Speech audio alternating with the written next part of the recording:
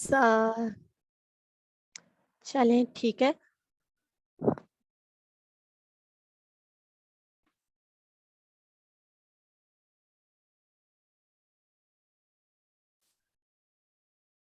अस्सलाम वालेकुम everyone, I hope के आप सब ठीक होंगे। तो आज का हमारा जो टॉपिक है जिस पे हम डिस्कशन करने जा रहे हैं वो है movement system impairment.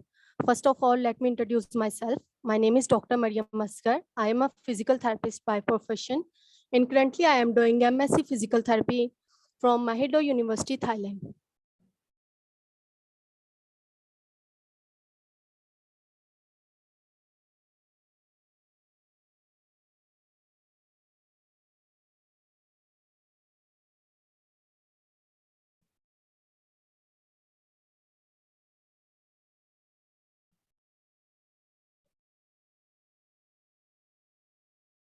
These are the goals of today's presentation. Today we will discuss about the key concept of movement system impairment. I will try my best to introduce you to the movement system impairment, that is the quite new concept in physical therapy. तो उसके बाद next हमारा गोल क्या होगा कि हम standardise lower extremity movement test के बारे में पढ़ेंगे। ठीक है, जो लोअर एक्सट्रीमिटी के स्टैंडर्डाइज टेस्ट जिसके थ्रू हम लोअर एक्सट्रीमिटी के मूवमेंट सिस्टम इम्पेयरमेंट सिंड्रोम के असेसमेंट कर सकते हैं, उनको हम बोलते हैं स्टैंडर्डाइज मूवमेंट टेस्ट। ठीक है, उसमें हमारे पास कुछ प्राइमरी टेस्ट आ जाते हैं और उसी प्राइमरी टेस्ट को हम थोड़ा सा मॉडिफाई करके परफॉर्म करते हैं, उसको हम बोलते हैं सेकेंडरी टेस्ट। ठीक है, ये हम फर्दर जाके डिस्कस करते हैं। तो हमारा आज के 3 मेन गोल है। सबसे पहले हमने मूवमेंट सिस्टम इम्पेयरमेंट के बारे में थोड़ा सा इंट्रोडक्शन देखना है ताकि आपकी थोड़ी सी हौना हो जाए कि मूवमेंट सिस्टम इम्पेयरमेंट होता क्या है। दूसरा हमारा गोल है कि हमने प्राइमरी टेस्ट के बारे में देखना है। तीसरा हमारा गोल है कि हमने सेकेंडरी टेस्ट को देखना है for the low back pain, और कह सकते हैं कि हम लोअर क्वाड्रेंट के लिए देख रहे हैं। अगर पेशेंट जो है हमारे पास लो बैक के साथ या फिर हिप के कुछ इश्यूज के साथ आ रहा है तो हम उनमें ये स्टैंडर्डाइज जो असेसमेंट है वो परफॉर्म कर सकते हैं।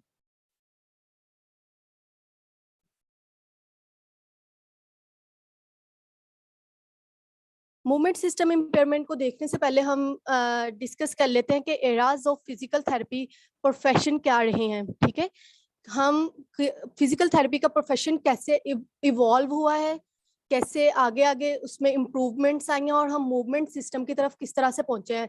क्योंकि आजकल अगर हम फिजियोथेरेपी के बारे में बात करते हैं तो अगर हम एप्टा के विजन के अकॉर्डिंग देखें या फिर हम अमेरिकन फिजिकल थेरेपिस्ट को देखें तो they are calling their self as a movement scientist. ठीक है, वो अपने आप को फिजियोथेरेपिस्ट बाद में पहले मूवमेंट साइंटिस्ट बताते हैं, क्योंकि वो कहते हैं कि हम मूवमेंट को असेस करने में एक्सपर्ट है, हम मूवमेंट को ऑप्टिमाइज करने में एक्सपर्ट है, हम इंडिविजुअल्स का जो लिविंग है उसको हम इम्प्रूव करते हैं, उनकी क्वालिटी ऑफ लाइफ को इम्प्रूव करते हैं बाय इम्प्रूविंग देयर मूवमेंट। ठीक है, तो सबसे पहले हमारे पास जो फर्स्ट बिगनिंग है फिजिकल थेरेपी के प्रोफेशन की वो सेकेंड वर्ल्ड वॉर के बाद हुई। ठीक है, सेकेंड वर्ल्ड वॉर के बाद हमारा जो मेन फोकस था वो न्यूरोमस्कुलर सिस्टम पे रहा। न्यूरोमस्कुलर डिस्फंक्शन जो कि आ रहा था पेशेंट्स में, फिजिकल थेरेपी का प्रोफेशन उसके इर्द गिर्द घूमता था और उन्हीं को ट्रीट करने की कोशिश करता था। नेक्स्ट हमारे पास जो फिजिकल थेरेपी में है वो इम्प्रूवमेंट आई और हमने सेंट्रल नर्वस सिस्टम के डिस्फंक्शंस को भी देखना स्टार्ट कर दिया। ठीक है, this is the second era of physical therapy.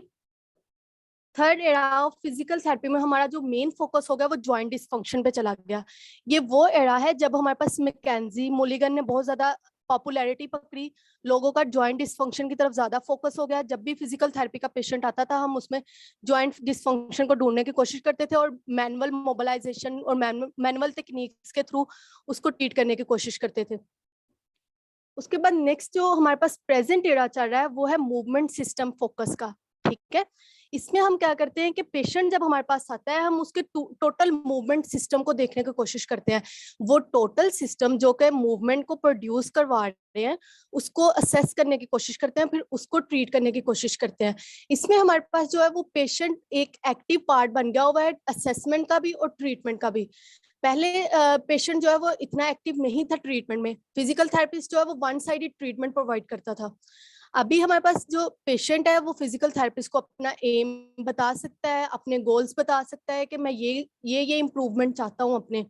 अगर हम पिछले एराज में देखें तो उसमें क्या था कि फिजिकल थेरेपिस्ट देखता था ये डिसफंक्शन आ रहा है, उसको ट्रीट करता था। हम पेशेंट के पॉइंट ऑफ व्यू से नहीं देखते थे कि पेशेंट को कौन कौन सी इम्प्रूवमेंट चाहिए। पेशेंट का अगर ऑक्यूपेशन कुछ ऐसा है जिसमें कुछ स्पेसिफिक मूवमेंट्स हैं, ठीक है, लेकिन उनकी ट्रेनिंग जो है वो अलग से होनी थी, लेकिन हमने सिर्फ उसका जो डिसफंक्शन आ रहा था उसको ट्रीट किया और पेशेंट फारग हो गया, ठीक है। उसका जो पेशेंट का मेन गोल था वो वहीं का वहीं रह गया। अभी जो है वो पेशेंट खुद से फिजिकल थेरेपिस्ट को अपने गोल्स बताता है, अपने मूवमेंट सिस्टम के बारे में बताता है कि मैं इतनी मूवमेंट करना चाह रहा हूँ, मेरी ये मूवमेंट इन्वॉल्व है, तो हम उसकी तरफ जाते हैं।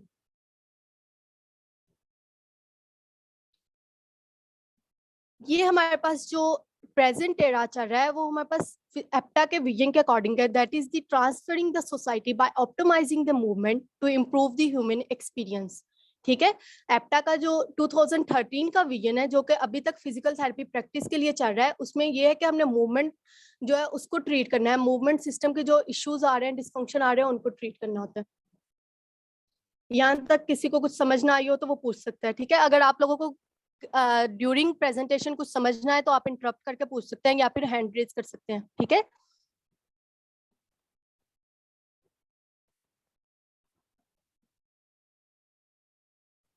नेक्स्ट हम देखने जा रहे हैं कि पीटी फिजिकल थेरेपी मैनेजमेंट और मस्कुलर स्केलेटल कंडीशन कैसे की जाती है। हमारे पास 3 फोकस होते हैं, एक तो डिजीज फोकस हो सकता है, स्ट्रक्चर फोकस हो सकता है, या फिर इम्पेयरमेंट फोकस हो सकता है। सबसे पहले अगर हम डिजीज के फोकस को देखें तो इसमें हमारे पास जो होता है वो ईच डिजीज के रिलेटेड जो है वो गाइडलाइन है, ट्रीटमेंट की गाइडलाइन, असेसमेंट की गाइडलाइन। लाइक एडहेसिव कैप्सुलाइटिस है तो उसमें कौन कौन से स्पेसिफिक टेस्ट है, हमने ये परफॉर्म करने हैं, ये ट्रीटमेंट देनी है, मोबिलाइजेशन करनी है, हमने स्ट्रेचिंग देनी है, जैसे भी है। टेंडेनोपैथी है, उसमें हमारे पास कुछ स्पेसिफिक टेस्ट हैं, स्पेशल टेस्ट, उनको परफॉर्म करना है और स्पेसिफिक ट्रीटमेंट दे देनी है पेशेंट्स को। रोटेटर कफ है, मतलब हमारे पास यहाँ पे जो डिजीज आ रही है हम उसी का ट्रीटमेंट दे देते हैं, ठीक है। इसमें हम ना कॉज को देख रहे हैं ना ही उस कॉज को, जैसे कि हम कहते हैं कि स्ट्रक्चर कौन सा इन्वॉल्व है, ना उसको देख रहे हैं, उस स्ट्रक्चर पे इंजरी किस तरह से आई है, कौन सा काज था, ना उसको देख रहे होते हैं। हमारे पास सिर्फ एक फोकस होता है, ये पेशेंट इस डिजीज के साथ आया, उसको इस स्टैंडर्ड प्रोटोकॉल के साथ ट्रीट करेंगे हम, ठीक है। उसके बाद सेकंड हमारा फोकस, अगर हम स्ट्रक्चर पे फोकस करें तो इसमें हमारे पास सिरेक्स की कॉन्सेप्ट आ जाता है। सिरेक्स के अकॉर्डिंग कुछ लीजन्स होती हैं कॉन्ट्रेक्टाइल और कुछ होती है नॉन कॉन्ट्रेक्टाइल लीजन्स के बारे में अगर किसी को पता हो तो आप माइक ऑन करके बता सकते हैं।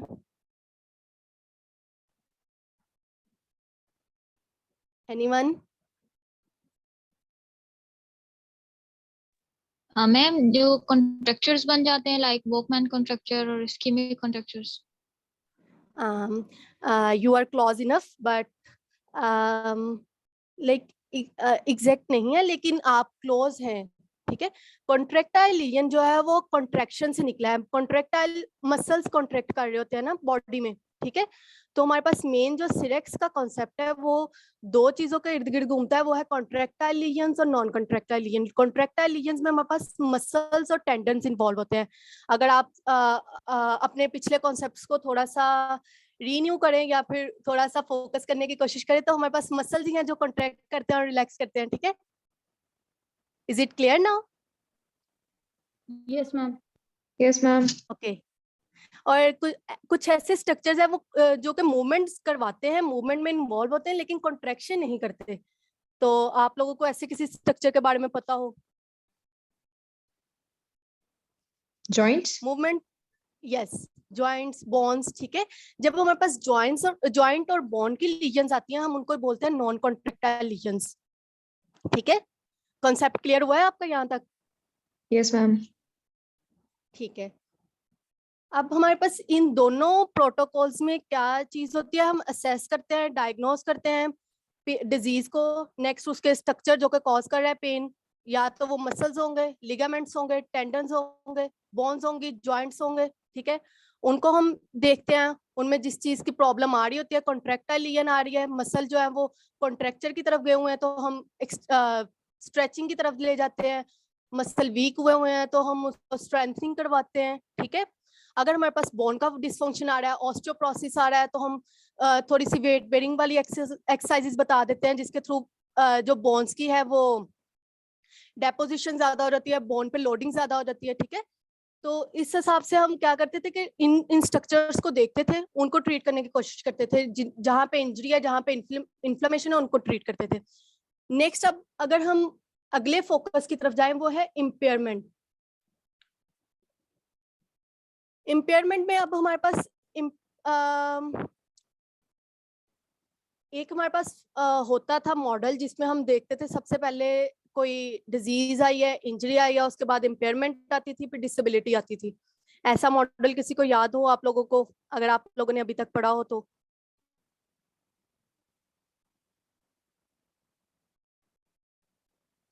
ठीक है, तो अगर हम इम्पेयरमेंट की तरफ जाते हैं, तो इम्पेयरमेंट में हमारे पास जो भी नॉर्मल से हटके कोई बॉडी में चीज हो रही होती है, उसको हम बोलते हैं इम्पेयरमेंट। नॉर्मल फंक्शन में कोई इम्पेयरमेंट आ गई है, ठीक है, वो स्ट्रक्चरल इम्पेयरमेंट भी हो सकती है, फंक्शनल इम्पेयरमेंट भी हो सकती है।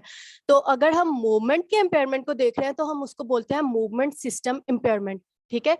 तो हमारा जो यहाँ पे हम कोशिश करते हैं, वो मूवमेंट सिस्टम के इम्पेयरमेंट सिस्टम का सिंड्रोम बनाने की कोशिश करते हैं, मतलब उसका डायग्नोस करने की कोशिश करते हैं।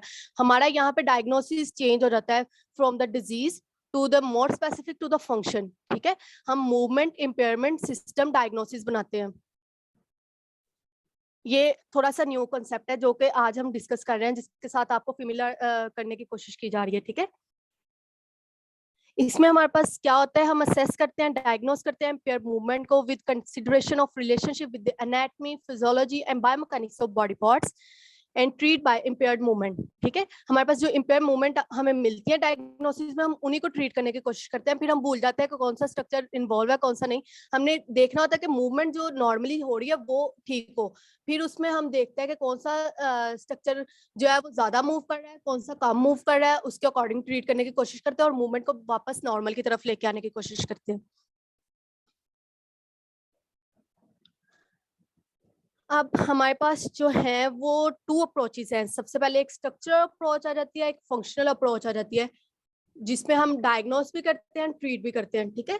जो स्ट्रक्चरल अप्रोच है वो एनाटॉमी और बायोमैकेनिक्स पे फोकस होती है। ये वही वाली स्ट्रक्चरल अप्रोच है जिसके बारे में हम अभी बात करके हटे हैं, जैसे सिरेक्स आ गई, ठीक है, कॉन्ट्रैक्टाइल और नॉन कॉन्ट्रैक्टाइल की बात हो रही है।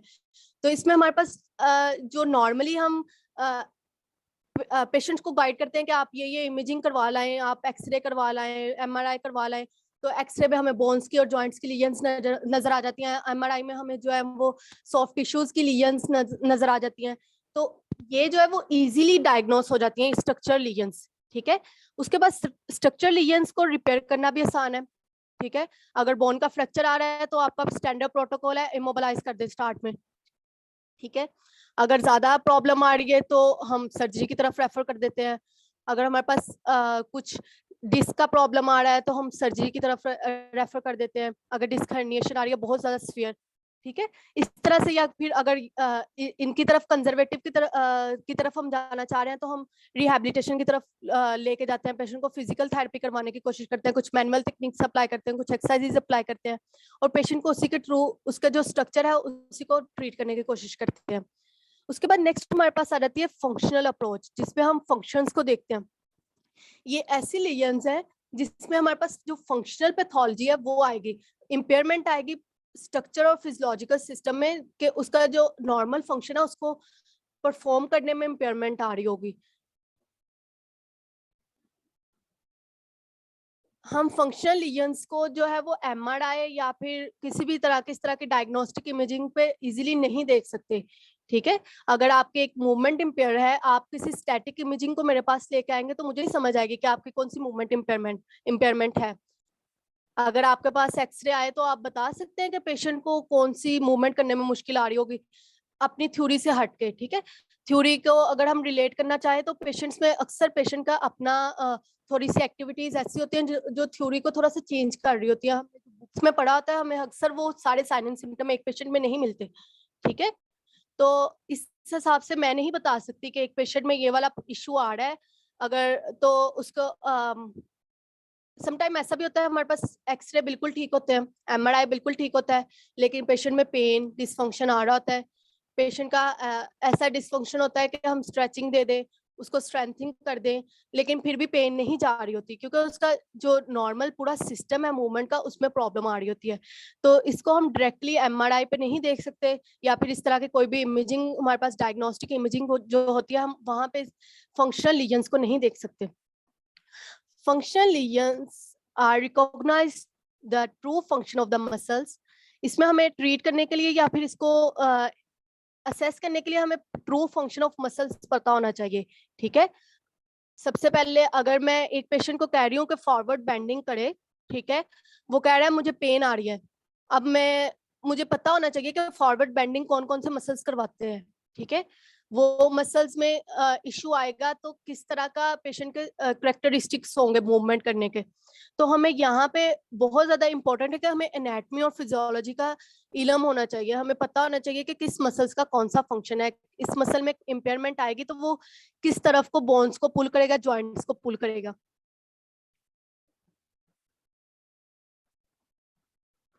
और उसका दूसरे स्ट्रक्चर्स के साथ कैसा रिलेशन है, मतलब अगर लंबर के मसल्स हैं तो वो हिप पे कैसे इफेक्ट कर रहे हैं, हिप के मसल्स हैं लंबर पे कैसे इफेक्ट कर रहे हैं, किस मसल को हम स्टेबलाइज करेंगे तो मूवमेंट ज्यादा अच्छी होगी, किस मसल को स्ट्रेंथन करेंगे मूवमेंट और अच्छी होगी। तो मसल इम्बैलेंस को हमें सबसे पहले डिस्कस करना होता है, ठीक है, कौन सा मसल ज्यादा मूव कर रहा है, कौन सा मसल कम मूव कर रहा है। फंक्शनल अप्रोच में हम मसल इम्बैलेंस को डिस्कस करते हैं। नेक्स्ट हमारे पास जो फंक्शनल अप्रोच है उसके भी दो पार्ट आ जाते हैं, एक तो बायोमैकेनिकल आ जाता है और दूसरा हमारे पास फंक्शनल आ जाता है। बायोमैकेनिक में हम क्या करते हैं कि मसल का जो इम्बैलेंस आ रहा होता है रेपिटेटिव मूवमेंट के थ्रू, पोस्चर जो सस्टेन पोस्चर है उसके थ्रू कुछ मसल्स में अडेप्टेशन आ जाती है।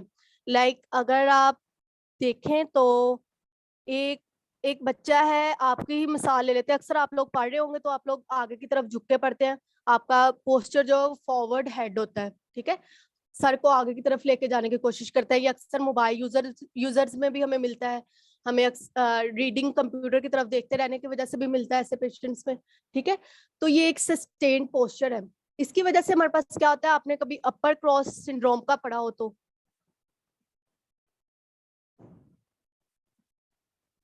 अपर क्रॉस सिंड्रोम किसी को पता है क्या होता है? नो। सो हम देख लेते हैं कि ऐसा सस्टेन पोस्चर, ठीक है, उसके बाद कुछ मसल्स में अडेप्टेशन आ जाती है, एक मसल शॉर्ट हो जाता है दूसरा मसल लॉन्ग हो जाता है। अगर आप अभी भी अपना फॉरवर्ड हेड करने की कोशिश करेंगे,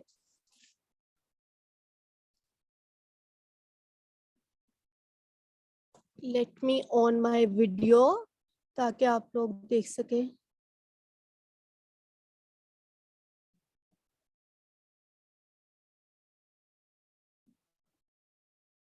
ओके, तो अगर हम रीडिंग कर रहे हैं, फॉरवर्ड हेड की कोशिश कर रहे हैं, तो हमारे पास यहाँ वाले जो आगे वाले मसल्स हैं वो शॉर्ट हो जाएंगे। हेलो, सही से आवाज आ रही है मेरी? Yes, ma'am. मैम आ रही है।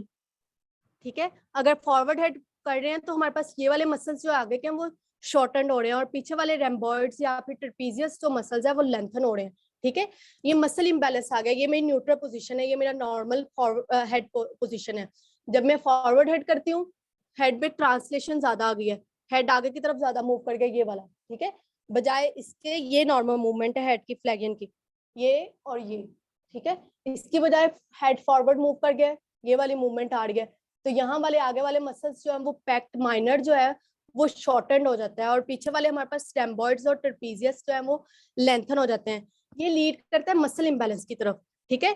इसकी वजह से जो ये शॉर्टेंड और लेंथन मसल्स का इम्पेयरमेंट आई है, इसको हम बोलते हैं अडेप्टेशन। ये अडेप्टेशन हमें फर्दर लेके जाती है मूवमेंट इम्पेयरमेंट की तरफ, ठीक है। अब एक मसल शॉर्ट हो गया, एक लेंथन हो गया, क्या आपको लगता है कि वो पहले की तरह अपना काम परफॉर्म कर सकेंगे? अगर मैं नेक के फ्लेक्सर से कहती हूँ कि फ्लैगिंग करवाएं, वो पहले की तरह कर सकेंगे? नहीं, ठीक है। फॉरवर्ड हेड के पोस्चर के पेशेंट में अगर हम चेक करें, रिसर्च एविडेंस भी अभी तक के देखें तो हमारे पास जो फॉरवर्ड हेड के पेशेंट्स आते हैं उनमें फ्लैगिंग की मूवमेंट डिक्रीज हो चुकी होती है, ये टोटल फ्लैगिंग की मूवमेंट है, ठीक है। जो फॉरवर्ड हेड के पेशेंट है, ये फॉरवर्ड हेड और अभी फ्लैगिंग करवाने की कोशिश करें तो इतनी जाएगी, ठीक है, ये वाली। तो फ्लैगिंग की नॉर्मल जो रेंज ऑफ मोशन है वो डिक्रीज हो गई है। ये क्या किसकी तरफ लेके गया है? ये मूवमेंट इम्पेयरमेंट आ चुकी है, ठीक है। मैं आगे की तरफ फॉरवर्ड हेड करके फिर प्लग इन करने की कोशिश करती हूँ तो मुझे नेक में पेन फील हो रही है, ठीक है। ये जो है वो इम्पेयरमेंट और नेक्स्ट डिसेबिलिटी, मैक्रोट्रोमा, ये जो इम्पेयरमेंट्स आ रही हैं इसी को हम डायग्नोस करने की कोशिश करते हैं फंक्शनल अप्रोच में थ्रू बायोमैकेनिक्स, ठीक है। बायोमैकेनिक्स हमारे पास क्या है, इसका कॉन्सेप्ट आप इसी तरह से देख सकते हैं। अगर हम बॉडी के किसी भी चीज का मैकेनिक्स हम किसे कहते हैं, किसी भी मशीन के बैलेंस को बोलते हैं, ठीक है। किसी भी मशीन के बैलेंस की स्टडी करने को, उनका जो आपस में कोऑर्डिनेशन होता है जोड्स का, उसको हम मैकेनिक्स बोलते हैं, ठीक है।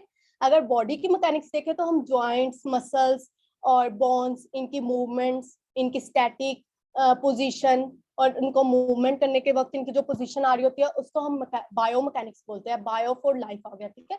जो हम नॉर्मल बॉडी में बायो मैकेनिक्स देखते हैं उसमें जो चेंजेस आते हैं वो इम्पेयरमेंट की तरफ लेके जाते हैं। इस वजह से हम बायोमैकेनिकल प्रीडीम्स को यूज करते हैं।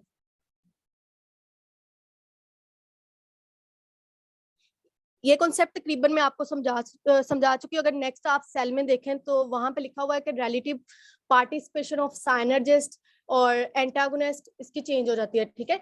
साइनर्जिस्ट जो हमारे पास नेक फ्लेक्सर्स हैं उनकी पार्टिसिपेशन डिक्रीज हो जाएगी, जो हमारे पास एक्सटेंसर्स हैं वो ज्यादा पार्टिसिपेट कर रहे हैं, ज्यादा लेंथन हो रहे हैं, ठीक है। तो ये जो इनका इम्बैलेंस आ रहा होता है ये भी हम डिस्कस करते हैं किसमें, बायोमैकेनिकल अप्रोच में। यहाँ पे भी मसल शॉर्टनिंग और लॉन्ग मसल्स की बात हो रही है, जैसा कि हमने अभी डिस्कस कर लिया। कुछ मसल्स शॉर्ट हो जाते हैं, कुछ लॉन्ग हो जाते हैं। कुछ जो मसल शॉर्ट होता है उसमें टोन कैसी होती है, किसी को पता हो तो? जाग रहे हो सब लोग? Yes, ma'am. ठीक है। जो मसल शॉर्ट होता है वो अक्सर हमारे पास ज्यादा इंक्रीज टोन के साथ आता है, ठीक है। तो जो मसल लॉन्ग होता है वो अक्सर वीक होता है। तो हम इसी हिसाब से शॉर्टिंग और लॉन्ग और वीक और इंक्रीज जो हमारे पास टोन होती है उसको डिस्कस करते हैं यहाँ पे। फिर हम स्पेसिफिक मसल्स को ही यूटिलाइज करते हैं पेशेंट को ट्रेन करने के लिए, लाइक जो मसल शॉर्ट है उसकी स्ट्रेचिंग, जो मसल लॉन्ग है उसकी स्ट्रेंथनिंग, ठीक है। उसके बाद जो हमारे पास फंक्शनल अप्रोच आ जाती है उसमें हम न्यूरोलॉजिकल प्रीडिस्पोजिशन को देखते हैं। न्यूरोलॉजिकल में हमारे पास क्या आता है कि हम जो नॉर्मल है मसल लेकिन न्यूरोलॉजी सही से काम नहीं कर रही, जो न्यूरो मसल्स हैं, न्यूरो सिग्नल्स हैं, वो सही से मसल्स को बता नहीं रहे कि आपने मूव कब करना है, जिसको हम बोलते हैं मोटर बैलेंस, ठीक है। मोटर बैलेंस में हमारे पास क्या होता है कि कुछ मसल्स का बैलेंस जो बनता है, मोटर हम मूवमेंट को बोलते हैं, ठीक है। उसके दौरान जो बैलेंस मसल्स और बोन्स का बन रहा होता है उसको हम बोलते हैं मोटर बैलेंस, जो कि कहाँ से कंट्रोल हो रहा होता है, सेंट्रल नर्वस सिस्टम से, ठीक है। अक्सर पेरिफेरल नर्वस सिस्टम भी इन्वॉल्व होता है लेकिन उसको हम इतना डिस्कस नहीं करते। सेंट्रल नर्वस सिस्टम, ब्रेन और स्पाइनल कॉर्ड इसमें इन्वॉल्व होते हैं, ठीक है। अगर ब्रेन मसल बिल्कुल ठीक है, मसल की स्ट्रेंथ बिल्कुल ठीक है, मसल का जो है वो जितनी हमें उसका एंटागोनिस्ट चाहिए, जितनी उसको मसल को स्टेबलाइज करना चाहिए, एक मूवमेंट को वो कर सकता है, लेकिन वो कर नहीं रहा। किस वजह से? क्योंकि उसमें कुछ फंक्शनल प्रॉब्लम आ चुकी हैं। फंक्शनल प्रॉब्लम्स किस तरह से आई हैं कि मोटर बैलेंस का इम्बैलेंस आ गया है। जो ब्रेन है वो सही तरह से मसल को बता नहीं पा रहा कि किस मसल को किस टाइम पे कितना रिक्रूट करना है, कितनी फोर्स प्रोड्यूस करनी है एक मूवमेंट को करवाने के लिए। तो इसको हम बोलते हैं फंक्शनल प्रीडीम। जब हम किसी भी इम्पेयरमेंट में इसको आइडेंटिफाई करने की कोशिश करते हैं तो हम इसको बोलते हैं फंक्शनल प्रीडीम। ये हमने डिस्कस कर चुके हैं। जो नेक्स्ट सेल में लिखा हुआ है कि मसल रिक्रूटमेंट स्ट्रेटजी जो है वो चेंज हो जाती है। मसल रिक्रूटमेंट हम बोलते हैं जो ब्रेन की तरफ से सिग्नलिंग आ रही होती है मसल को कॉन्ट्रैक्ट और रिलैक्स करने की, उसको हम बोलते हैं मसल रिक्रूटमेंट। ये भी हम डिस्कस कर चुके हैं कि पेरिफेरल स्ट्रक्चर्स का जो फंक्शन होता है वो बिल्कुल नॉर्मलाइज है, लेकिन हमारे पास जो सेंट्रल नर्वस सिस्टम है वो कंट्रोल और प्रोग्रामिंग सही से नहीं कर रहा होता। तो इसमें हमारे पास ट्रीटमेंट क्या आएगी, कि हम सेंट्रल नर्वस सिस्टम को ट्रेन करें, दोबारा से मोटर लर्निंग और रीलर्निंग करवाएं सेंट्रल नर्वस सिस्टम की, ताकि वो मूवमेंट को नॉर्मलाइज कर सके। ठीक है, मोटर लर्निंग और रीलर्निंग के लिए कुछ स्ट्रेटजीज होती हैं जिसमें हम फीडबैक को यूज करते हैं, प्रोप्रियोसेप्शंस को यूज करते हैं। ठीक है, हम अगर स्ट्रोक के पेशेंट आप देखें या कुछ भी इस तरह के नर्वस सिस्टम के इम्पेयरमेंट के पेशेंट देखें, तो उसमें हम प्रोप्रियोसेप्शंस को यूज करते हैं, बताते हैं पेशेंट को कि उसकी PNF टेक्निक्स, प्रोप्रियोसेप्टिव न्यूरोमस्कुलर फैसिलिटेशंस। ठीक है, तो उसमें हम ब्रेन क्या करता है, वो यूज करता है कि स्पेस में पोजीशन क्या है बॉडी की, फ्लैगियन में मसल जा रहा है तो कैसे जा रहा है। हम अक्सर इसमें करते हैं कि जो नॉर्मल होता है मसल उसको भी साथ में परफॉर्म करवाते हैं, अब नॉर्मल को भी साथ में परफॉर्म करते हैं। पेशेंट को कहते हैं कि दोनों को इकट्ठा कोशिश करें। अब अगर ये वाला मेरा जो है वो अफेक्टेड है और ये वाला अनअफेक्टेड है, तो मैं पेशेंट को कहूंगी दोनों से मूव करें। हो सकता है अफेक्टेड से उसकी कम हो, यहाँ तक हो, लेकिन अनअफेक्टेड से वो ये कर जाए। तो ब्रेन को जो है वो फंक्शन जो जा रहा होता है सिग्नल, वो सिमल्टेनियसली जा रहा होता है। तो वो अक्सर ऐसा होता है कि उसे लगता है कि ये वाला लिम्ब भी यहाँ तक पहुंच चुका हुआ है। तो ये जो हम सेंस ऑफ पोजीशन को यूज करते हैं ट्रेन करने के लिए, उसको हम बोलते हैं प्रोप्रियोसेप्शन। उसके अलावा हम कोऑर्डिनेशन को इम्प्रूव कर सकते हैं, एंड्योरेंस को इम्प्रूव कर सकते हैं। इसके लिए भी हमारे पास स्पेशल स्ट्रेटजीज होती हैं। तो अगर हमारे पास पेशेंट आ रहा है किसी भी कंडीशन के साथ, तो वो हाइब्रिड के साथ आ सकता है। उसमें बायोमैकेनिकल इशू भी हो सकता है और साथ साथ मतलब उसका कोई मसल वीक या लेंथन भी हो सकता है, और साथ साथ उसके मोटर प्रोग्रामिंग में भी इशू आ सकता है, उसके मोटर कंट्रोल भी डिस्टर्ब हो सकता है। तो इन दोनों हाइब्रिड के साथ आता है। तो हमें जब हम पेशेंट को डायग्नोज कर रहे होते हैं, ट्रीट कर रहे होते हैं, तो हमें इन दोनों प्रीडेम्स को अपने दिमाग में रखना चाहिए कि पेशेंट में दोनों कंडीशंस आ सकती हैं। ठीक है, यहाँ तक कोई प्रॉब्लम आ रही हो? कॉन्सेप्ट क्लियर है? मैम आप प्रोप्रियोसेप्शन का दोबारा समझा सकती हैं प्लीज? यस, प्रोप्रियोसेप्शन जो है वो हमारे पास हम कह सकते हैं दो तरह की हमारे पास सेंसेशंस होती हैं। ठीक है, एक एक्सटीरियर, हमारी बॉडी में दो तरह के सेंसर्स होते हैं, एक एक्सटीरियर सेप्टर्स होते हैं और एक इंटीरियर सेप्टर्स होते हैं। जो एक्सटीरियर सेप्टर्स होते हैं वो क्या करते हैं, वो एक्सटर्नल एनवायरनमेंट से सेंसेस को उठाते हैं। एक्सटीरियर सेप्टर्स में हमारे पास कौन कौन से सेंसर्स आ जाते हैं? टच के आ जाते हैं, टेम्परेचर के आ जाते हैं। ठीक है, एक्सटर्नल, यहाँ पे गर्म चीज कोई लगे तो मुझे पता चल जाता है। ठीक है, ये हमें मुझे कौन बता रहा है? ये एक्सटीरियर सेप्टर्स बता रहे हैं, जो कि मेरे सेंसर्स हैं एक्सटर्नल एनवायरनमेंट के बारे में मुझे बताने के लिए। ठीक है, कुछ होते हैं इंटीरियर सेप्टर्स, ऐसे सेंसर्स जो कि हमारे पास ज्यादा तौर पे लिगामेंट्स में मिलते हैं, जॉइंट्स में मिलते हैं, जो कि क्या बताते हैं, हमें बॉडी की पोजीशन बताते हैं कि हमारे पास अंदर लिगामेंट्स और जॉइंट्स में होते हैं। इस वजह से हम इनको बोलते हैं इंटीरियर सेप्टर्स। ठीक है, जब ये प्रोप्रियोसेप्शन की जो सेंसेशन होती है वो हमारे पास होती है कि अगर मैं इसकी एग्जैक्ट डेफिनेशन आपको बताऊं, तो प्रोप्रियोसेप्शन है कि sense of position of body in space. ठीक है, स्पेस क्या है? ये मेरा पूरा टोटल इन्वायरमेंट है। ठीक है, हवा, एग्जैक्ट हम यही कह सकते हैं। अपने इर्द गिर्द की बात हम करें तो हम इसी को हवा को बोल सकते हैं, स्पेस। ठीक है, अभी मेरा बाजू हवा में है तो मैं आंखें बंद करूंगी, मुझे पता है कि मेरी बाजू की कहाँ पे पोजीशन है। मैं बता सकती हूँ कि मेरा बाजू हाफ पे फ्लैक्शन के दरमियान में है। ना मैं टच कर रही हूँ ना मैं देख रही हूँ। ठीक है, ये किसने मुझे बताया? ये मेरे जॉइंट के अंदर जो सेंसर्स लगे हुए हैं, जिनको हम प्रोप्रियोसेप्टर्स बोलते हैं, उन्होंने मुझे बताया है कि आपका जॉइंट अभी फ्लैक्शन में है, आपका जो एल्बो जॉइंट है वो अभी फ्लैक्शन में है। ठीक है, इसको हम बोलते हैं प्रोप्रियोसेप्शन। जब हम इसको ट्रीटमेंट में यूज करते हैं तो उसको हम बोलते हैं प्रोप्रियोसेप्टिव न्यूरोमस्कुलर फैसिलिटेशन। ठीक है, प्रोप्रियोसेप्टिव की जो सेंसेशन जा रही होती है वो न्यूरोमस्कुलर सिस्टम में जा रही होती है, या फिर हम कह सकते हैं नर्वस सिस्टम तक जा रही होती है, जिससे मस्कुलर सिस्टम को कंट्रोल करना होता है। तो हम इसको यूज करके जब फैसिलिटेट करते हैं मस्कुलोस्केलेटल सिस्टम को, तो हम उसको बोलते हैं प्रोप्रियोसेप्टिव न्यूरोमस्कुलर फैसिलिटेशन। ये एक ट्रीटमेंट टेक्निक है। Okay ma'am, thank you so much. Clear हुआ है आपका? Yes ma'am, thank you so much. और कोई क्वेश्चन? और कोई क्वेश्चन या हम आगे मूव करें? ज्यादा मैम तेज नहीं बोल रही फिर मैं? उसको प्रोप्रियोसेप्टिव टेक्निक में हम उसको बार बार स्टिमुलेट करके ही हम उसको इम्प्रूव कर सकते हैं, उसकी फंक्शनल पैराडाइम इम्पेयरमेंट।